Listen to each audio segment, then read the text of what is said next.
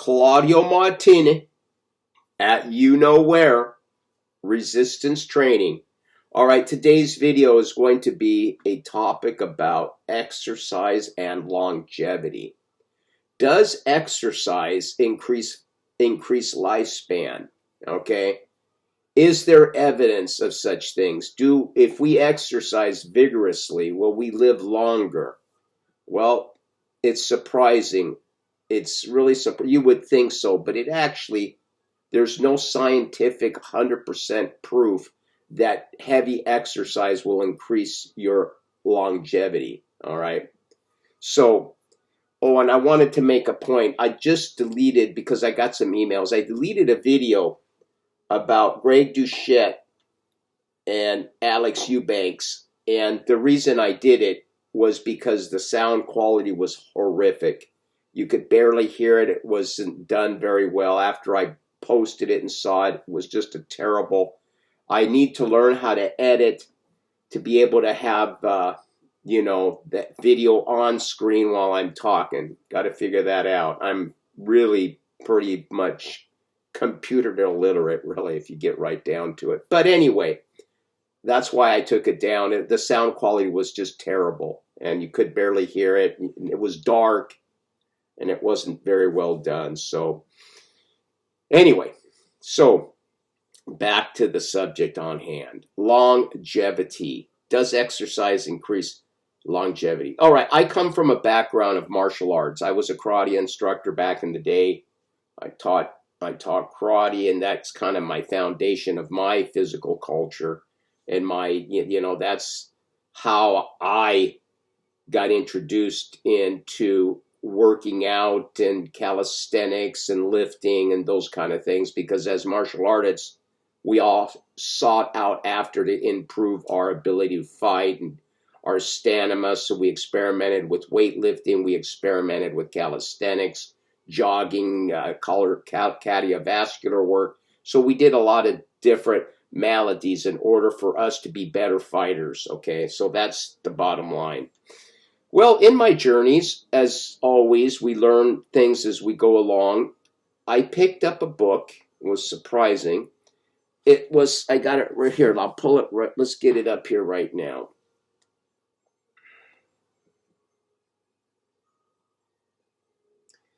All right. Karate Styles, Surprising Links to Shorten Lifespans of Many Different Karate Styles, all the clans, Eastern and Western masters that all had shortened lifespans. I mean, we're talking in their 60s, late 50s, 60s, 70s. And wow, this book caught me. I said, man, am I doing something detrimental here? Am I hurting myself? So I got the book and I read it. It's an interesting read. Now, if you go on Amazon, I'll link this book. It's pretty interesting. If you're into martial arts, it might interest you. Now, there's a lot of pushback on the book. A lot of people say, well, the Japanese smoked a lot of cigarettes, and that's the reason for the shortened lifespan. And there's all kind of kickbacks, and there's also people that say that it was the hard training in those days. They didn't use pads. The strikes they received were very, very powerful to the body and to the head, which these kind of injuries can damage one as we age, and can cause little micro traumas throughout the body. So there's a lot of different theories. All right. Upon reading the book, one thing that stood out amongst all of them, and myself as training in this particular field of sport, is that we do extreme hard training. All right. And they do it daily. It's not something that you go to. I mean, if you're a true martial artist, a true karate man, you train most all the time. Most black belts that are really, and I'm seasoned black belts. I'm talking people that are competing in their late 20s and mid 30s that actually compete in tournaments and like MMA and things like that. These people are always training to keep, they may take layoffs, but they'll continue training to they'll continue training before a fight or to get in their peak condition to go fight.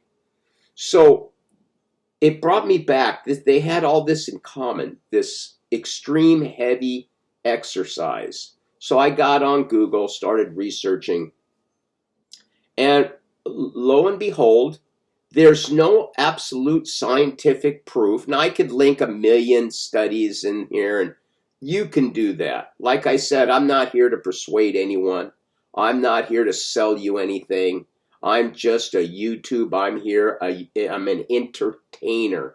Okay? This is what I like, and it's a point of view. My point of view. That's all. But if you go online, you'll see places on Google that, yes, exercise is beneficial. Then you'll see other articles that no, exercise is detrimental. So you got a mixed bag here, okay?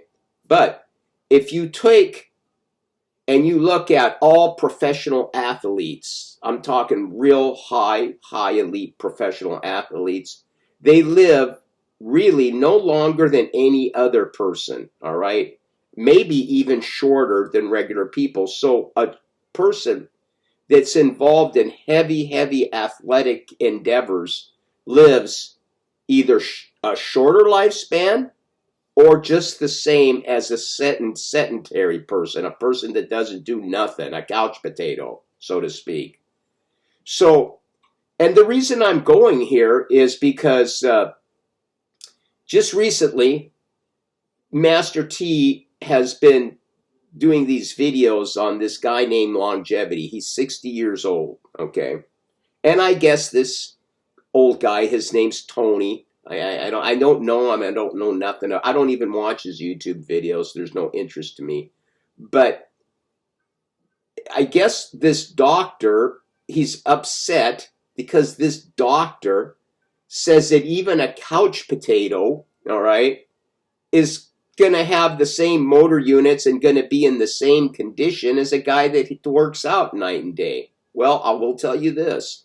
I'm in total agreement with that because I personally do not believe that exercise is going to increase your length of life on this planet because these things are determined by bigger factors overall than just motor units or jumping around in a park like a rabbit, which I don't think is going to do very much for you, all right? So I'm going to try to keep this zeroed in here. So back to longevity. If you look at professional athletes in the world, they live no longer, all right? They live no longer than anybody else. And you have exceptions, and this is played out by genes. Your genes determine how you're going to look and how fast you age and when you kick the bucket. A majority. Now, you can offset these genes. Okay, you can interfere with them by proper eating and not doing the nasty things like smoking and drinking alcohol, taking drugs. Obviously, those things will shorten your lifespan. We all know that. Those are just givens.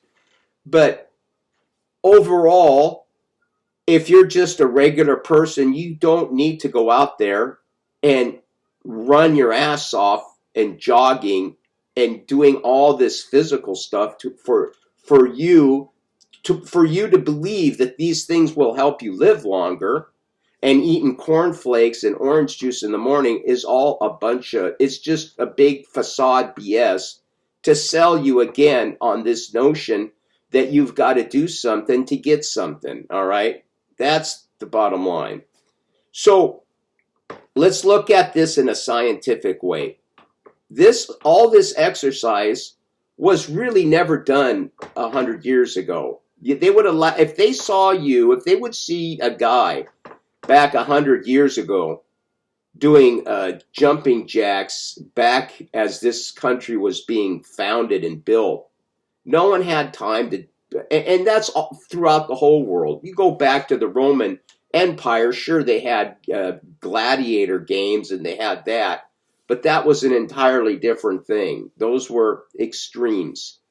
But in general, people didn't incorporate exercise for the masses because they already had exercise. We were building the roads. They were getting firewood. We did exercise not because we wanted to. It was because out of necessity.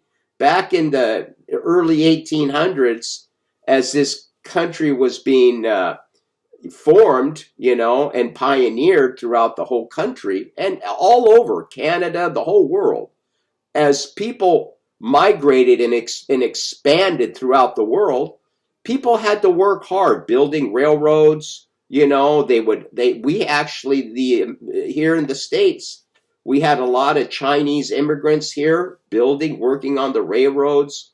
A lot of African Americans, they imported people to do this hard, strenuous labor. All right. It was hard work. So exercise wasn't a thing that they did because they wanted to. It was out of necessity to build our country and to build the world to what it is today. So now that everything has been pretty much built, no one really wants to really go and work their asses off and do that anymore. They would rather go on a treadmill or do 1,000 jumping jacks or run and hop up on foundation walls in a park, and do crazy stuff like that. Hey, let me tell you this. I'm not here to sink your boat. If you like to do that, that's fine. But just understand, it is my belief and of my opinion that those things will not help you one iota in giving you any longer life, okay? And I'm going to tell you this. This is really, really important because you need to understand this. When you see someone, all right, and they've got 2 to 3% body fat, all right, such as Tony. Now, this is not to pick on Tony. This is anybody. There's a lot of people out there, marathon runners. You got these people that run marathons. When you see someone at these extreme low body fat levels, first of all, your body is in a state of shock being at that low of a level of fat.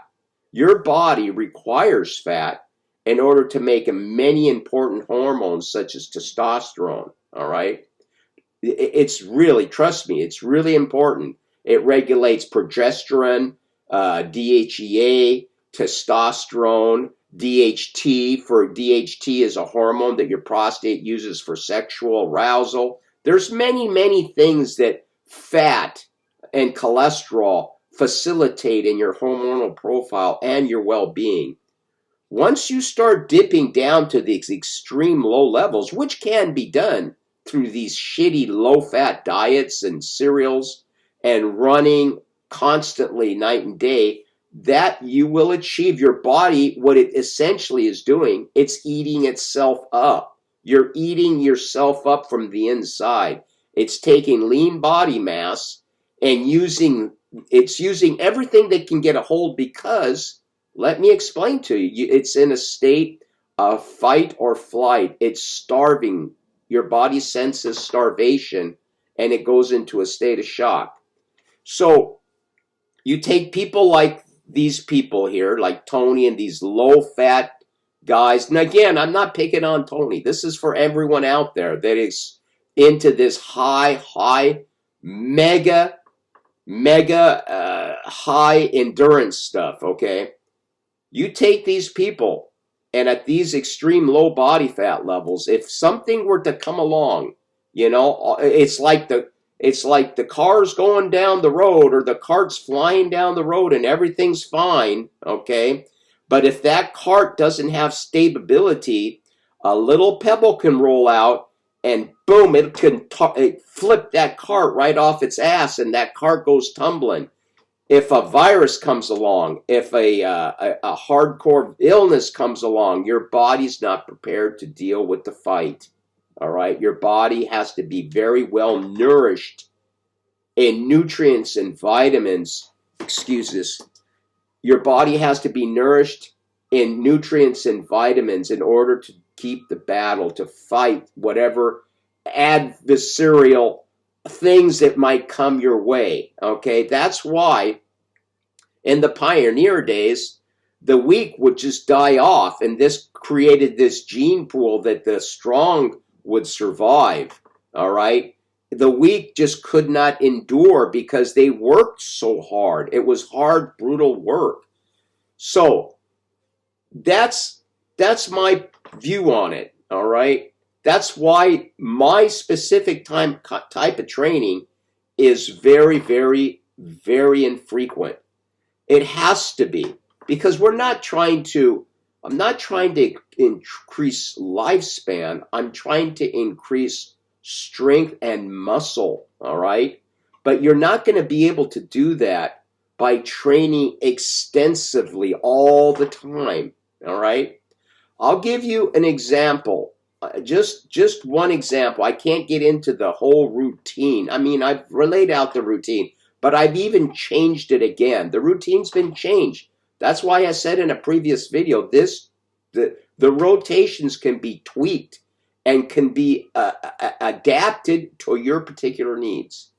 Now I have changed the whole rotation. It's still on a 10-day rotation, but I'll give you an example of one of the workouts which will start. I'm taking a week off because I got a lot of things I'm doing around here. But here's number one in the rotation. I'll give you an example, and I'm using this as a metaphor, an analogy, all right, to make this view on how exercise is so damaging if it's overdone. Exercise number one, okay, rotation number one, is going to consist of incline bench press. The incline's about 20-25 degrees, so it's not up high. It's almost flat. It's just like that, hardly up at all. Incline bench, all right, weighted chin-ups and dips, weighted dips. Goodbye, go home, that's it. We're going to do, in those three exercises, I'm going to probably do anywhere from 6 to 8 sets on the bench, anywhere from 6 to 8 sets on the weighted chins, and anywhere from 6 to 8 sets on the dips. Why? Because I want micro damage. I want damage. I want to damage the muscle. You got to train it. 1 or 2 sets is not going to do that. So if you've got 6, 7 exercises in a given routine, you're not going to be able to do 8 or 9 sets for each. If let's say you're doing 6 exercises in a workout. Most of the people that do workouts will do this. They'll do a bench press. I see this all. They'll do a bench press. Then they'll do an incline dumbbell press. Then they'll do flies. Okay. And what else? So pullovers. So they're doing 4 chest exercises. All right. And how many sets are they going to be able to do? They're going to do like 30, 50 sets for the chest. And specifically, that's all bullshit. Work the specific muscle groups. All right. You don't need to work chest and hit 6 exercises for chest. You're just spinning your wheels. All right. So bench press, you're working your chest, 6 to 8 sets. Chin-ups, weighted, 6 to 8 sets. You're working your biceps. You're working your back. You're working your stabilizer muscles because you're hanging. You're not pulling from a machine or a cable. And then your weighted dips, you're floating in space and you're using gravity, stabilization, triceps, and chest. There you go. There's nothing else to do. You've done your work. Now all the exercises are going to have 3 exercises with them. That's it. One more example. So after number 1 comes number 2. What's in number 2? Squats. All right. Standing weighted calf raisers. Okay. And upright rows. That's it. Done. Go home. You're finished. Okay, that's it. I'm not going to go too much into the whole routine, but I think you get the idea. So when I see, and these are repeated every 10 days, I'm not doing this on an every 7 days. I'm not doing the number one, the chest workout with the chins and the dips, that's not going to be done for another 10 days down the road. See what I'm saying? Your body has to recuperate from the exercise. All right? And you want to keep your aerobics. I don't do aerobics. I don't go jog. I don't go run. I'm not jumping around in a park. I'm not going to a track and jogging. I don't do any of those things. The only thing that I might do, okay, I might do some bag work, which I do it just because I like to be tuned up a little bit. I do some bag work maybe. I got it bagged out there in the garage that I boom, boom, punch, do some kicking and keep limber. And I do some kata. I do my katas, so I keep fresh on my katas. But those aren't things that are done weekly. They're done, bi-weekly or whatever, because just to keep a refresh. And that's it. Everything else is focused on strength, recuperation, and good, proper meal planning and eating proper, good, nutrient food. Because remember, your body, a nourished body, with high amounts of vitamins, minerals, and I'm not talking 60, 70 bottles here like some people. I'm talking from food, okay? And where's that going to come from? It's going to come from almost completely barely cooked raw meat, beef, that is. You don't want to do that with chicken or anything else. And some low oxalate, extreme low oxalate vegetables, all right? Now, I'm not an anti-fruit guy. If you can get the best sources of really good low almost zero oxalates are melons and certain blueberries are low, watermelon, cantaloupe, those things when refrigerated, they're not bad. You can have those once in a while. It's not something you should eat all the time. But you can have that. That's not a big deal. So have your nutrients, your nutrient profile dialed in, all right? And have your exercise dialed in a way so you're not overtaxing your system and going into this haggard, look, all right? I'm going to put myself, I'll be honest, I'm going to put myself, I have these scales, which my doc says they're worthless. He's probably right. I'm sure he is. I have these scales that they got these things, these metal pads on them, and you step on it and it tells you your body fat because supposedly it sends an electronic something through your body and it can estimate. So mine says that I'm at 17.5%. All right. I would say it's pretty close. I would say I'm about 18, 19% body fat if you get right down to it. I don't know. I haven't been done with my doctor here could do it. But it's going to charge me like $70 to do it. He would do it. But I don't need to know that. It's not something that's real important to me. But I will say this. That's about the average, anywhere from 14 to 17, 18%. You start going down into these extreme low levels, it can get really, really bad. By the visual appearance of longevity, I am longevity. I would say that his body fat percentage, by looking at him, I would say he's at least 3 to 4% body fat. That's pretty down there, and that's really pushing it. I don't know how you could stay there, for a very, very length of time without running into some kind of trouble hormonally. All right. And in a previous video, my testosterone was measured by my doc. My testosterone 655 at the age of 69 years old. I don't do any type of drugs. I'm not on any TRT. I don't do any of that. It would be stupid. I don't believe in it. It's not my philosophy.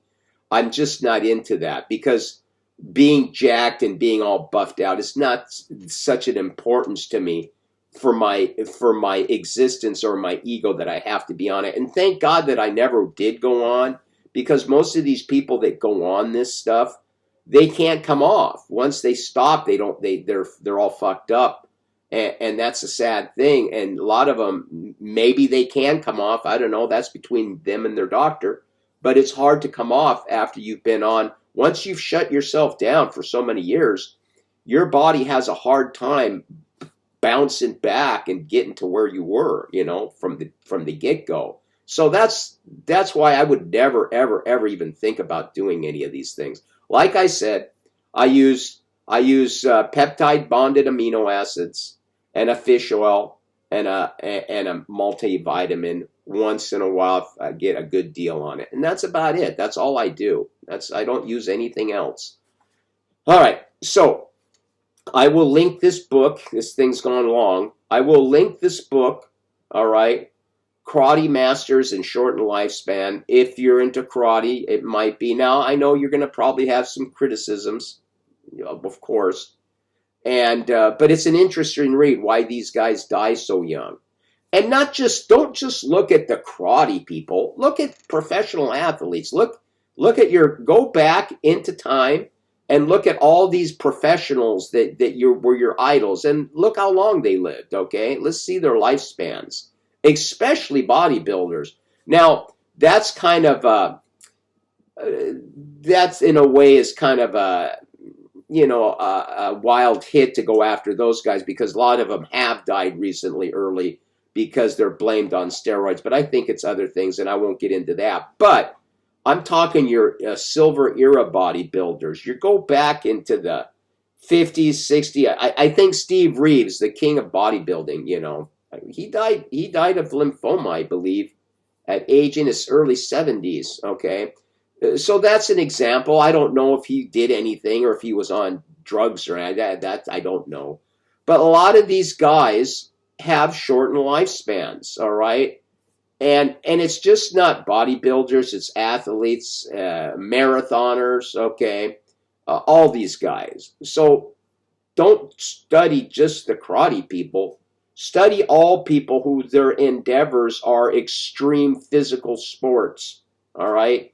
I think my personal opinion is that this really hard physical abuse to the body on a constant basis is going to be detrimental to your health, your well-being, your hormonal profile, and everything else. That's just my opinion. Take it for what it's worth. I'm not here to try to convince you. You know yourself better than I do. So that's all I got to say in this video. Ciao. Thanks for watching, and we'll get back to you. Oh, and by the way, this Bryston 4BSST2 is going to be coming up for review soon. Okay, I sold the ST. We're going to do a review on that. So take care. Thanks for watching. Ciao. We'll see you next time.